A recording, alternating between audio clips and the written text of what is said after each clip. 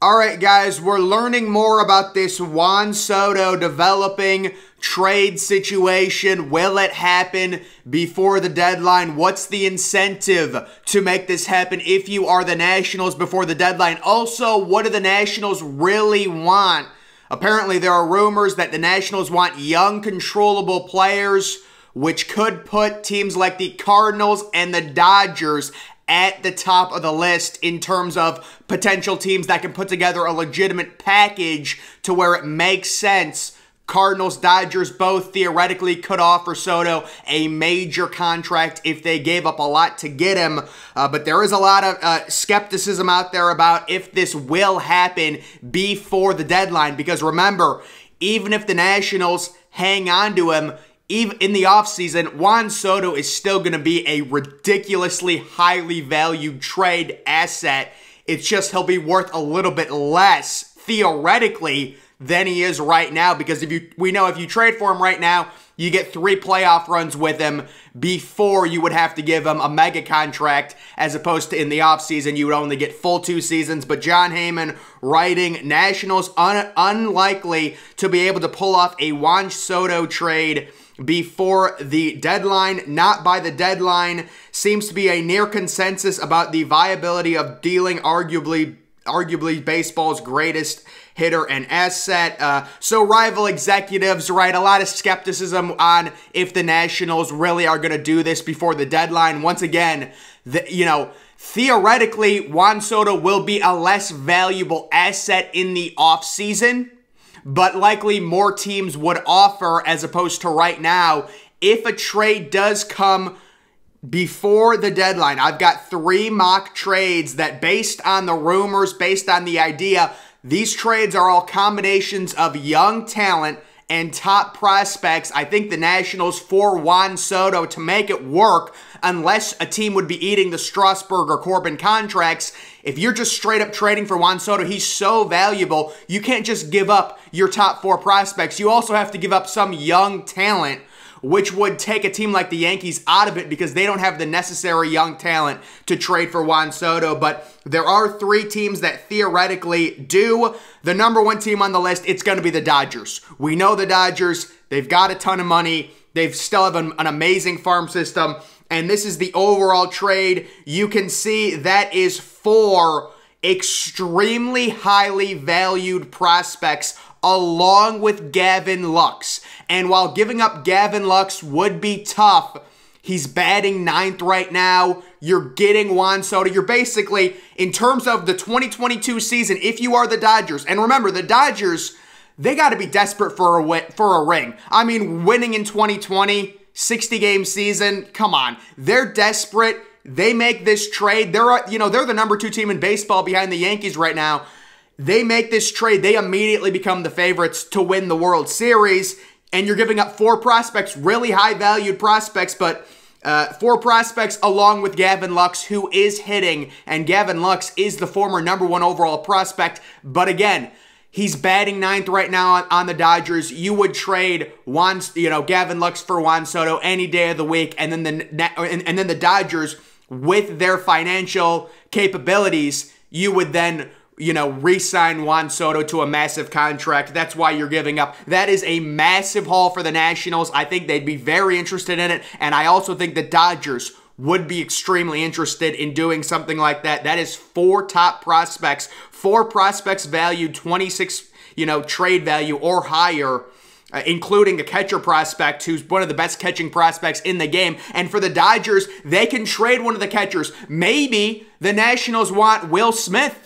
Would they trade Will Smith? See, the Dodgers just have so many different ways, so many different young assets to make a Juan Soto trade work. They've got to be the number 1 favorite if you're looking at, realistic chances where they have the assets where it would make sense for them to trade all of those assets, get Juan Soto, because they could also re-sign Juan Soto. So to me, the Dodgers are the most realistic team based on their assets, based on how they run things financially, to trade for Juan Soto before the deadline, if a trade before the deadline were to take place. So that is the first trade, in my opinion, the most realistic one. This is another very similar structured trade. It's just for Juan Soto. You're not throwing in Corbin and his bad contract. You're not throwing in Strasburg. You can see Nolan Gorman, who's already been called up. He's been playing with the Cardinals. Very young-looking, good-looking player. Jordan Walker, best third base prospect in baseball. Tyler O'Neill, really good outfield prospect. Matthew Liberatore, he's still in the minors. So again, to me, the package for Juan Soto, it's a mixture. It's a mix of young talent, which I'm sure these teams that are trying to contend this year, you don't want to give up Nolan Gorman because he could help you in the regular season. But you know who's going to help you a lot more than Nolan Gorman will, than Gavin Lux will? Juan Soto will help you a lot more. That's why you do this deal. And the Cardinals already kind of have a logjam of young outfielders as it is. You could theoretically trade one or two of them. Obviously, you're getting back a starting outfielder in Juan Soto, for himself. So the Cardinals would be my number 2 team in terms of the most sense this makes. They could trade for him. Financially, they could. It'd be a big commitment, but they could be one of the teams that could give him a mega contract. This is not like a Guardian situation or a small market team where there's just zero chance you could pay a guy $40 million. The Cardinals have the market, the way they sell with attendance, 100%.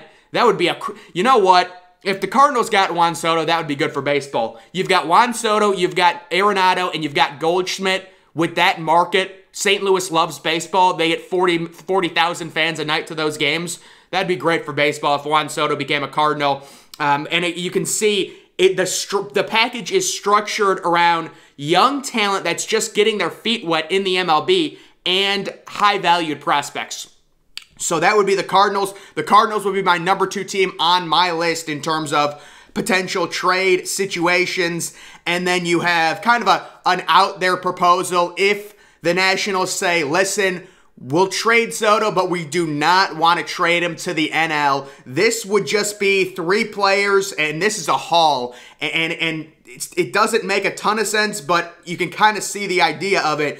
It's basically Juan Soto for Bo Bichette, Martinez, who is a really good young shortstop prospect, probably not going to play shortstop in the MLB, and then Gabriel Moreno, who was a top 5 overall prospect, just recently got called up by the Blue Jays. So the Blue Jays would be pairing Juan Soto with Vladimir Guerrero Jr., but they would be giving up Bo Bichette, and you would have to think that's a little counterintuitive, right? You'd much rather pair Vlad and Bichette with Juan Soto, but then it's like, can you pay all of them? So this is just kind of an out there scenario with the Blue Jays. I saw it. I'm just saying these are the type of packages it's going to take where even if the Nationals don't end up trading Soto, and this is the thing with the Nationals, they still have leverage. They really do. We're at the point where the Nationals could say, and it's a little risky, but it's minimal. You could say if you're the Nationals, we're not getting the offers we want. Sure, maybe he'll only have 2 years left on his contract, but that's still 2 years, and in the offseason, more teams will want to trade for him. There'll be an even higher demand for Soto in the offseason, and the only thing you would be risking would be Soto suffering a major injury playing in the months of August and September for the Nationals. That would be the only... So the Nationals are looking at this. They're saying, if we get a major offer... Like, I wonder if they got an offer like that from the Cardinals that I just showed, or the Dodgers. I wonder if they would accept that, because that is a ton of talent. Those are the 2 teams that really have the combination of young players just starting in the MLB and top-end prospects, the Dodgers and the Cardinals, and they can theoretically... re-sign Soto. I don't think Blue Jays fans would want to give up Bichette, even if it is for Juan Soto. Again, it'd be counterintuitive. You would want to pair Soto with Vlad Jr. and Bichette, in my opinion.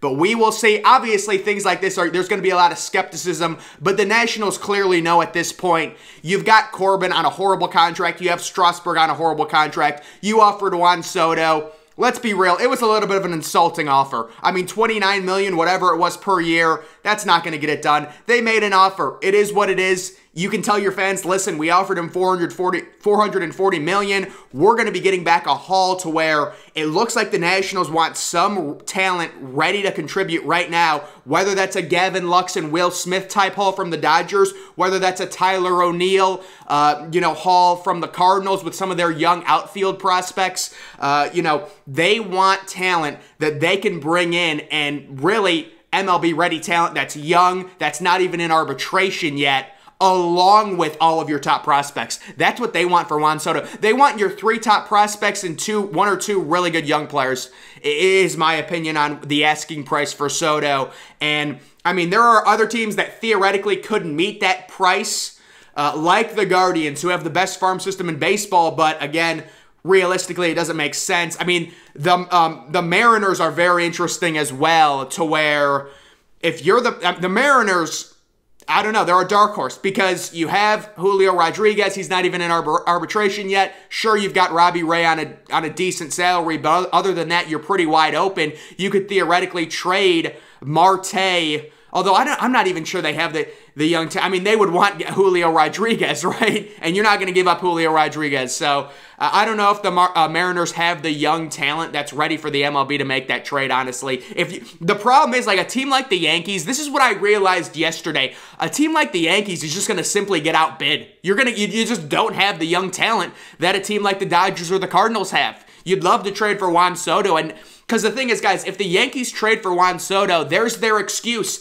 They've been looking for any excuse not to re-sign Aaron Judge to a horrible contract, which is what they're going to have to do if they can't trade for someone like Juan Soto. Aaron Judge is great right now, but it's bad business signing a 30-year-old who's big, who's already had injury concerns, to a 7-year contract and paying him $37 million at his age 35, 36 season. That is not a smart business decision, folks. Now, sometimes you have to do what you have to do, and the Yankees might have to just give him the contract because there's no other options. But a team like the Yankees, I just don't think has the young talent. They can offer Volpe, Dominguez, other prospects. They're going to get outbid, in my opinion, if the Cardinals and the Dodgers really want Soto. So we'll see what happens, but there is a lot of skepticism that this trade happens. I think it would be completely different if Juan Soto only had a year and a half left on his contract. I think the trade 1,000% happens because you lose a lot of leverage. Right now, the Nationals are in a position, worst case scenario, you keep Soto to the winter. He still has 2 years left on his contract. You're still getting basically the same return, maybe -1 prospect or something, if you don't get the offer you like. And in the offseason, theoretically, you would think there would be more teams willing to give up stuff for Soto at that point. So that's also another thing you have to factor in if you're the Nationals when discussing a Juan Soto trade. So we will see what happens, guys. A lot of developments here. Right around 2 weeks away, maybe a little bit more than 2 weeks away before the deadline. But make sure you're following me on Twitter. Link to that's always in the description. I'm, of course, the Depressed Ginger. Thank you for watching.